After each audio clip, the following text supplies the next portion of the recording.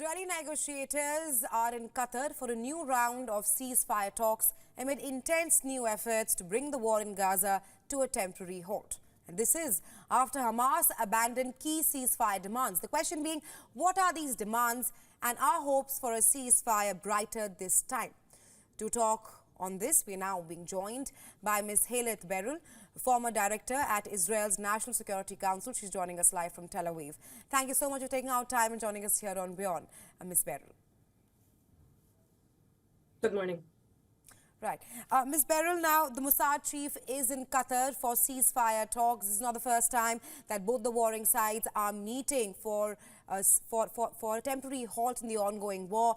I want to seek your assessment. How optimistic are you for a ceasefire this time around? Well, obviously, it's still a very complex situation, and we can't be sure that a ceasefire will emerge here. But I am more optimistic than I have been before, because we are seeing a certain softening in the position of Hamas, having suffered some strategic losses over the last couple of weeks.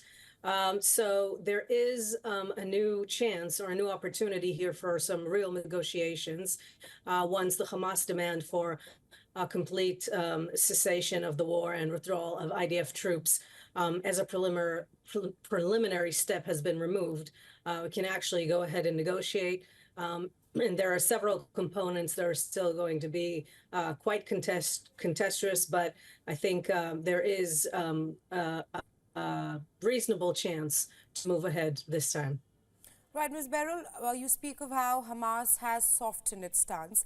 It has clearly climbed down on its key demands. For example, it is not now adamant on a permanent ceasefire, but it is now talking about a temporary halt. However, Israel has adamantly ruled out a permanent ceasefire and has insisted that it will resume its declared goal of destroying Hamas. Do you think that Netanyahu's staunch position in the ongoing war will somehow, moving forward, jeopardize any ceasefire talks? Because we've seen Hamas softening its position as of now. Well, I think let's separate Prime Minister Netanyahu out of the picture for 1 minute. It has been the proclaimed goal of Israel to first and foremost return its hostages from Hamas. And then secondly, to get rid of Hamas as a major power in the Gaza Strip out of any kind of governmental status, any kind of military capabilities that are meaningful. So those have been the goals of this war from the very beginning, emanating immediately and reasonably from the events of October 7th and the terrible consequences that we here suffered. So the statement has been Hamas will no longer take any kind of real position in the ruling of the Gaza Strip. And I think that goal has never been withdrawn from. And I think that goal Israel will keep, because the continuation of Hamas is simply a threat to the existence of the citizens of the state of Israel, as has been demonstrated. We cannot and should not live with that kind of threat on our border, which is by no means, a large border or has any kind of territorial barrier or anything of the sort, as has been demonstrated on October 7th. Now, Netanyahu's expressed goal of complete victory over Hamas is obviously something more difficult to achieve. I don't even really understand what that means, and possibly has to do with other considerations that aren't necessarily emanating from the war. So those are two different situations. Now, in the narrow war cabinet, the majority does stand for the promotion of the deal. That doesn't mean in these parameters that Hamas set forth, but definitely as a stepping stone for negotiations and finally moving something ahead. So Netanyahu certainly will find himself alone if his position is deemed something other than emanating directly from our goals in this war. But there are some objective difficulties, not just with regard to when a ceasefire, a permanent ceasefire, would come into effect, but also the second stage of this deal, which requires, according to Hamas, the complete return of Gazans into the northern Gaza Strip, which is not something that Israel militarily is willing to allow at this stage. So have to be very creative about how to do that, because the actual goal of Hamas, of course, is to manage to get out of Rafah and back into the north again through this migration of citizens, as we've seen them do before. That's not something that Israel will be able to accept.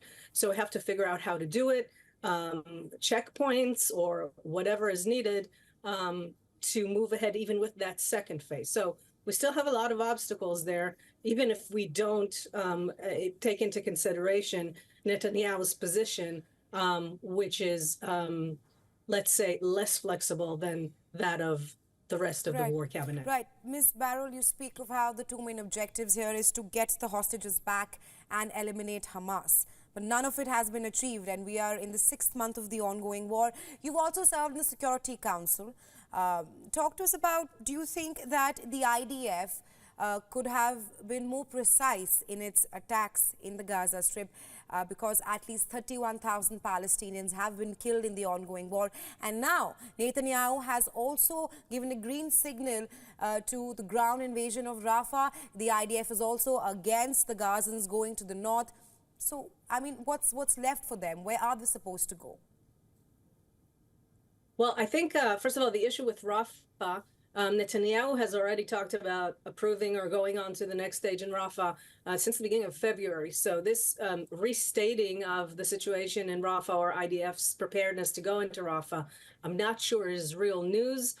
Maybe, I mean, I know the IDF certainly is prepared to go into Rafah, but I don't know what the movement have been. Look, we have to be honest and say that Rafah is a true issue in this war, because the whole situation that had amassed in Gaza with this unbelievable underground metro and strategic, capabilities, and the amount of weapons and means of war that have been coming into Gaza through Rafah has to be discussed. The fact that that is the border with Egypt, and Egypt was responsible for that border. And what happened there was that the border was not by any means properly monitored.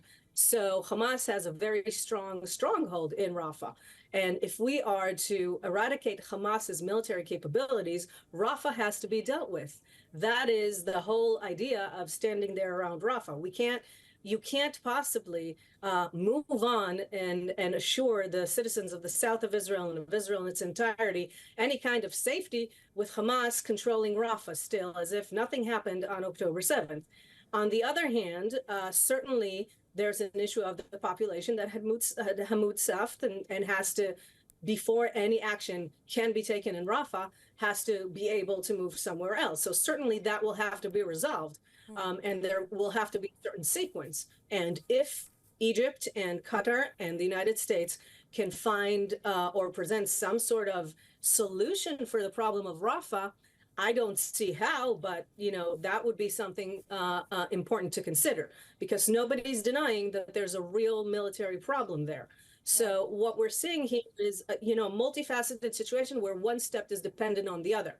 So if Israel does move ahead now vis-a-vis Hamas with this deal and find some sort of mechanism to allow the population to move north, not necessarily all the way up north to the North Strip, but to move north, or to move north in a very timed and monitored way, and so on and so forth, by some sort of mechanisms, then dealing with Rafah would also become more feasible.